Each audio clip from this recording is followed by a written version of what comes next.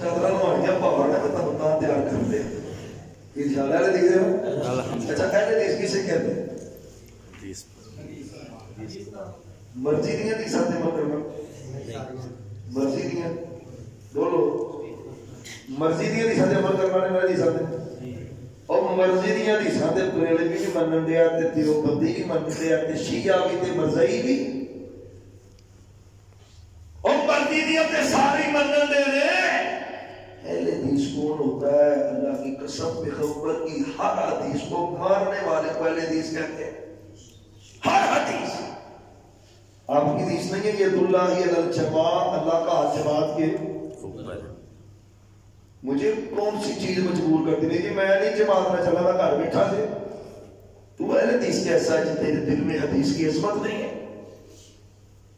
جماعت سے چلنا حدیث ہے.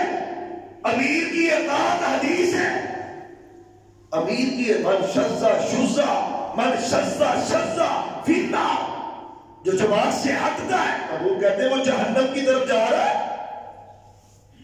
اسی اہل حدیث پتہ کہ میں نے بس مسجد آئے رفع دین کر لی پیرانہ پیر چھوڑ لے مسجد انٹر ہو گیا تے نماز رکیے ہو گیا تے نماز پڑھی تے پھر تھلے بس نے کوئی نہ دکان پہ اہل حدیث نہ سیاست اہل حدیث نہ گھر اہل حدیث نہ معاملات اہل حدیث بس 2-4-5 گلاں نے. اللہ کی قسم ہے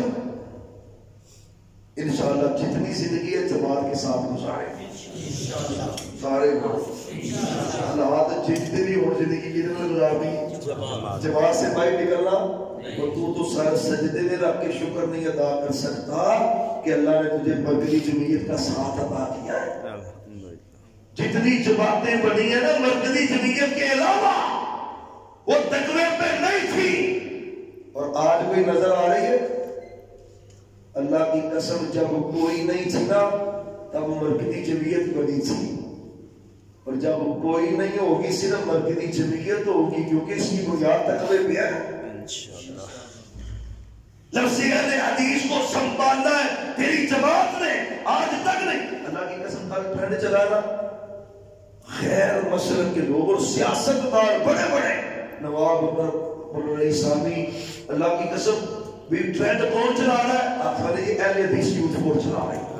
پورے پاکستان میں اہل حدیث کا نام بلند ہو رہا ہے. کس نے کیا ہے؟ اللہ کی قسم جماعت ہے جنہوں نے لفظ اہل حدیث سے خریداری کی ہے. آج ڈھونڈنے سے بھی نہیں ملتے.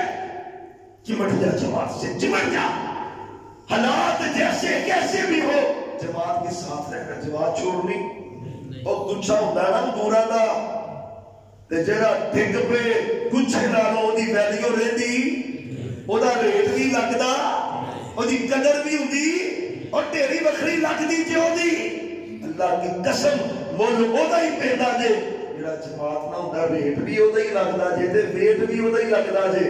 دنیا تے بھی تے جنت وچ بھی جب رہے باتیں بڑی ہوتی ہیں وقت شارٹ ہوتا ہے. اللہ آپ کو برکتیں دے. دل اتنا خوش ہے کہ الفاظ نہیں. پھر مبارکباد پیارے بھائی آصف نور صاحب کو حافظ عرفان اسد صاحب کو اللہ ان کی جوانیوں میں برکت دے. دوبارہ ملاقات ہونا تو اس سے بھی زیادہ جذبے جوان ہو ساتھ لوگ ملے برکتیں پیدا ہو. اللہ آپ کو برکتیں دے. آخر دعوانا الحمدللہ.